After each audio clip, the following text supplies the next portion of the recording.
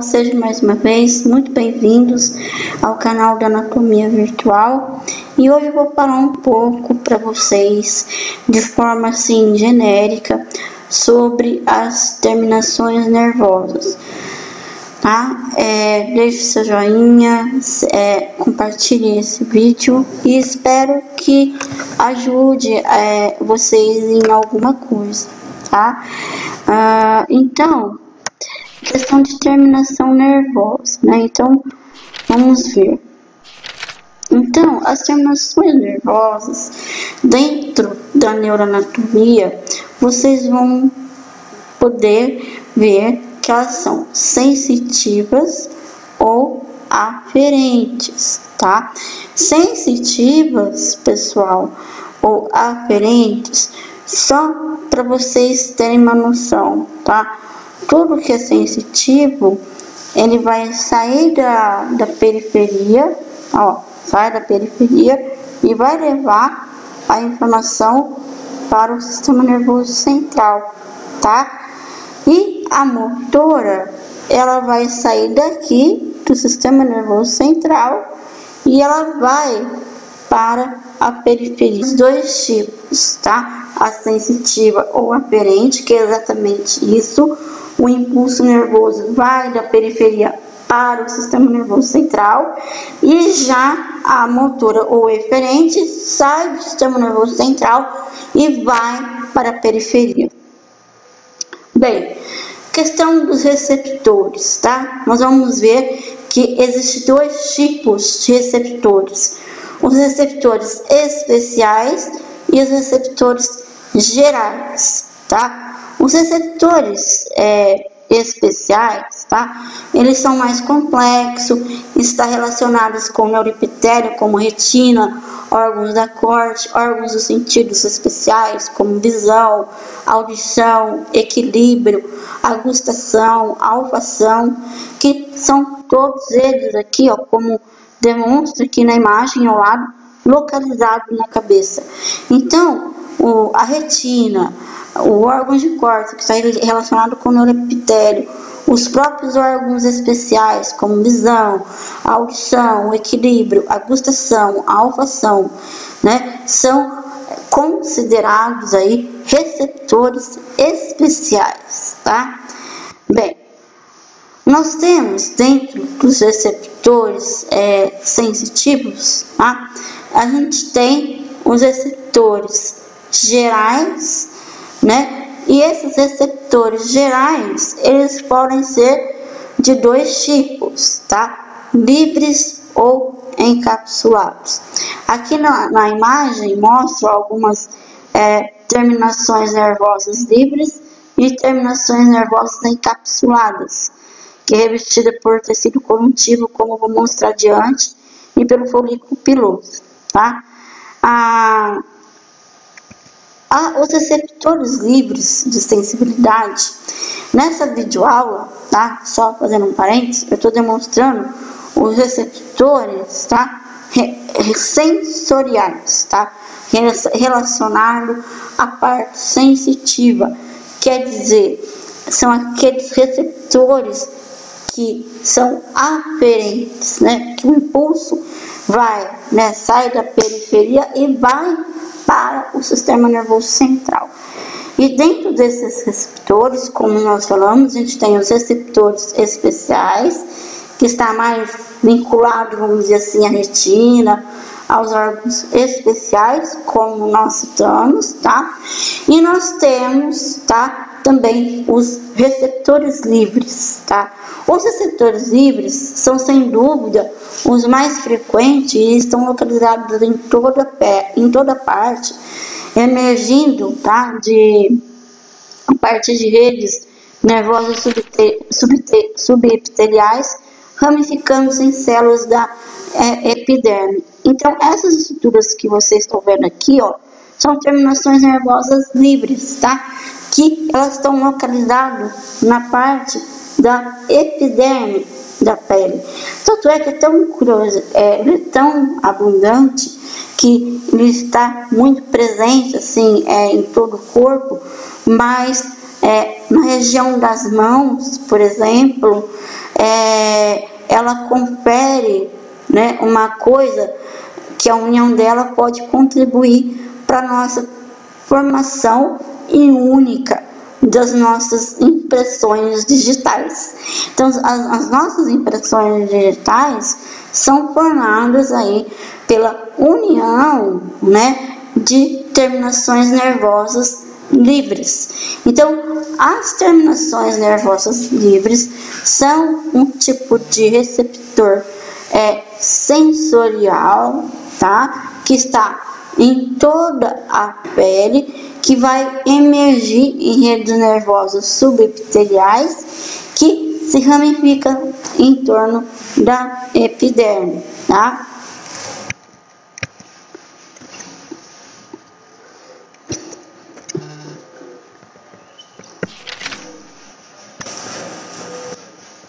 Bem, os receptores encapsulados, tá? Ele há uma intensa, a característica dele é que existe uma intensa ramificação da extremidade do axônio no interior de uma cápsula conjuntiva, e nós temos aqui no desenho ao lado, nós temos, ó, as terminações nervosas livres, tá? Essas terminações nervosas livres, assim como as encapsuladas, ela vai conferir sinal de cócegas, de fluido, calor, frio, dor. A gente tem os discos de Merkel, né, que são as fibras nervosas encapsuladas, que vai dar conferir tato e pressão. Nós temos os botões de Krause, que é frio, né, os plexos, né, das raízes pilosas, que vai ser o tato, os corpúsculos de Maser, que vai dar tato, pressão e vibração, o corpúsculo de Vater-Patini, que é pressão e vibração, e o corpúsculo de Ruffini, que vai dar sensibilidade de tato. Aqui nesse desenho está bem ilustrativo com as finalidades de cada um. Só que aqui existe a terminação nervosa livre, que nós comentamos anterior, está repleto em toda a epiderme, né? E já aqui nos receptores encapsulados, eles ficam localizados na região mais dérmica da pele, tá? Uma região mais profunda, vamos dizer assim, onde nós vamos encontrar todos esses tipos de receptores aqui, ó, receptores encapsulados que têm a função sensitiva, que vai estar muito relacionado com vibração, pressão, frio, calor, e também, né, responsável aí pelo órgão do sentido do tato, que a gente vai ter o caráter, né, protopático, que é discriminatório. Vamos supor que a capacidade nossa de distinguir, por exemplo, os objetos. Então, vamos supor, a gente consegue, sei lá, mesmo de olho fechado, dependendo do objeto, através do tato, né, você vai conseguir distinguir que tipo de objeto é. Então, vamos continuar. Então, a gente tem, tá, o corpúsculo de Meissner. Vou falar rapidamente, tá? O corpúsculo de Meissner ocorre nas papilas dérmicas, como eu falei para vocês. Esses tipos de corpúsculos vinculados à parte de tato, de pressão, né? Tá nas papilas dérmicas, e ela é encontrada principalmente nas palmas das mãos e dos pés, e são receptores de tato e de pressão. Novamente, eu deixei aqui embaixo, ó, que tem um corte histológico, tá, desse corpúsculo de Meissner, para vocês verem na forma da histologia. Aqui é o desenho anterior da figura, tá? Aqui tá em formato menor, mas se vocês quiserem voltar ao slide anterior, dá para ver, tá? E aqui, como eu disse, nas palmas das mãos e dos pés, né, a gente enquadra isso daí. A gente tem o corpúsculo de Vater-Patini, também ele vai ser enquadrado nas papilas dérmicas da pele, tanto das mãos quanto dos pés. como também da parte pilosa, e vai estar responsável também pelo tato e pressão. A gente tem o corpúsculo de Ruppini, também nas mãos e nos pés, né? E também na parte pilosa do restante do corpo, também responsável aí pelo tato e pressão. Notem que as mãos e os pés estão muito vinculados, né, a esse tipo de função, né? Tanto aí para quem trabalha com a parte de massoterapia, por exemplo, vê isso na prática, o quanto é importante a estimulação desses pontos, né? E o quanto é importante isso, porque a gente utiliza muito tanto os pés quanto as mãos. Então, a utilização dessas partes do corpo, como no nosso córtex cerebral, não é bem a aula de hoje, ela está representada não assim por cada estrutura, sim, mas pelo seu grau de importância, pelo seu grau de funcionamento. Então, por exemplo, as mãos, os pés, na área do córtex sensorial representativo, tem uma área de significância grande, porque a importância dessas regiões no corpo humano é bastante grande, é bastante importante. Bem, os fusos musculares, tá? Independente aí de classificações, tá? Eles possuem comunicação com o sistema nervoso central através de estruturas denominadas de nervos. E essas estruturas têm como função básica enviar informação para o sistema nervoso, que é informação aferente, sensitiva, e informação do sistema nervoso para os músculos, que é a informação eferente ou motora. Essa descrição, tá? Eu vou chegar o que são os fusos musculares propriamente dito, mas essa descrição vai servir de base para vocês entenderem um pouco melhor essas estruturas de receptor sensorial encontrado na musculatura, porque equivale àquele exemplo do início da aula, tá? Quando coloca a mão na chapa quente, o que acontece? Dor, tá? Vai sentir dor, aí o impulso sai da periferia, vai para o sistema nervoso central. Quando tem resposta, já vai o eferente para você tirar a mão. É instantâneo isso, tá? Então, que confere, tá? Essas informações aqui descritas.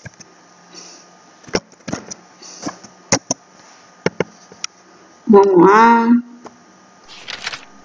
Bom, aqui eu coloquei, ó. As informações aferentes ou sensitivas são informações captadas nos músculos referentes a sensibilidades musculares, que são levadas para o sistema nervoso central, a fim que haja uma propagação adequada de resposta para cada tipo de estímulo percebido ou captado. É o exemplo que eu dei para vocês. As informações aferentes ou motoras são informações enviadas do sistema nervoso central para os músculos, com a finalidade de responder a algum determinado estímulo percebido pelo mesmo, tá? Quanto mais informações sensitivas chegam ao sistema nervoso central, maior vai ser a sua capacidade de organização para enviar as respostas. Então, aqui nesse desenho, tá? Aqui tem a medula espinal, tá? Um corte transversal da medula espinal. Aqui a gente vê, ó, a fissura mediana anterior, o sulco mediano posterior, sulco lateral posterior, sulco lateral anterior. Aqui a região da coluna anterior, coluna posterior, que na qual aqui sai a raiz, tá? Aqui vai sair a raiz motora da coluna anterior e a posterior vai ter a raiz dorsal, que é sensitiva, que tem um gânglio aqui da raiz dorsal constituído aí de neurônios pseudounipolares. Então, o que acontece? Quando vem um impulso aqui, ó, da pele, né? Ele vai para o sistema nervoso central, aqui no caso, tá? Aqui vai ter neurônios chamados de interneurônios, que vai ligar a parte do aferente com o eferente, e imediatamente vai mandar a resposta para a musculatura. O que acontece nesse exemplo, por exemplo, no caso, se você pisa o pé num prego, por exemplo, você vai sentir dor, você vai ter esse tipo de exemplo. Um exemplo que eu dei no começo da aula, no caso de uma chapa quente, também vai acontecer a mesma coisa, né?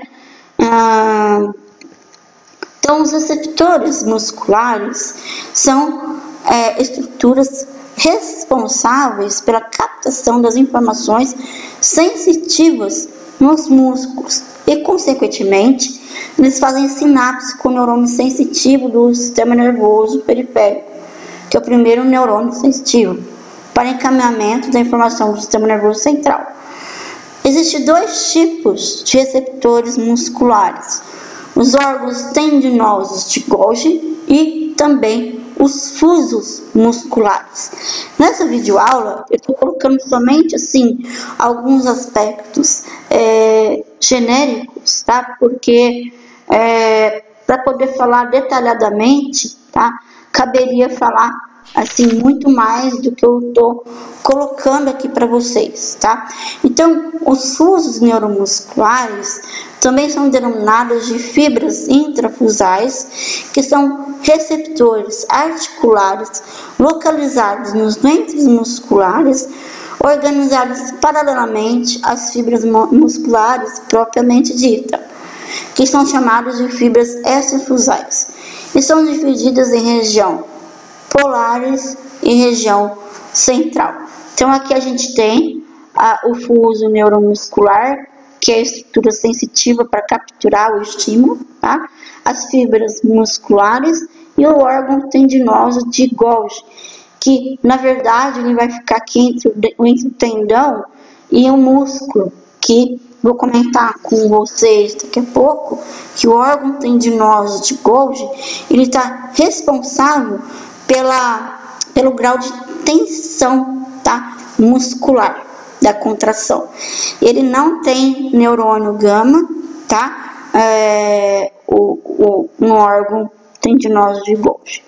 Vou falar para vocês os detalhes para vocês. Então, aqui, ó. Então, os fusos neuromusculares, tá? Eles nada mais são que são receptores musculares sensíveis à variação de comprimento por tempo nas fibras musculares. Quando os músculos sofrem variação de comprimento tempo, as terminações ano-espirais, localizadas na região central dos fusos neuromusculares, vão se despolarizar e fazem sinapse com o axônio sensitivo do sistema nervoso periférico, enviando informação de variação de comprimento para o sistema nervoso central. Então, nada mais é que aqui a gente tem o sistema nervoso central, né? Aqui o fuso neuromuscular, né? Ó, que está aqui, né? A parte da aferência, do pulso aferente, sistema nervoso central e eferente, como eu descrevi para vocês.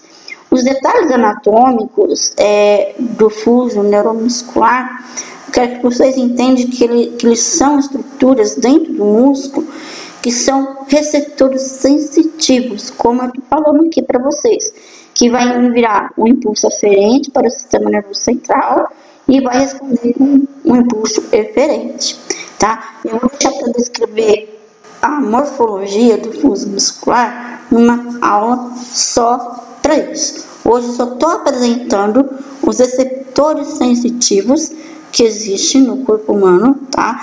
Que são as terminações livres, os encapsulados. A gente tem, no caso dos músculos, esses fusos neuromusculares que fazem essa comunicação aí, como eu estou explicando aí para vocês durante a videoaula, tá? E nós vamos ter também os órgãos neurotendinosos de Golgi. Como eu falei para vocês, os órgãos neurotendinosos de Golgi, eles são receptores encontrados na junção do músculo estriado com o tendão, como ilustra, tá, aqui no exemplo, tá?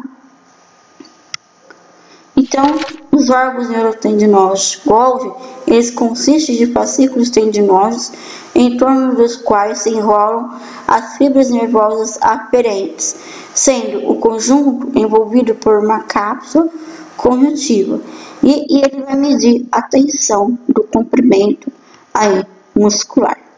Então, pessoal, os detalhes morfológicos de todos esses receptores é uma próxima videoaula, tá? Porque ele é mais assim histológico do que vocês veem a olho nu, propriamente dito, né? São estruturas microscópicas, na verdade, em que não dá para abordar tudo aqui, mas eu coloquei de forma representativa aí para vocês de como é o aspecto morfológico mesmo em si e os detalhes, tá?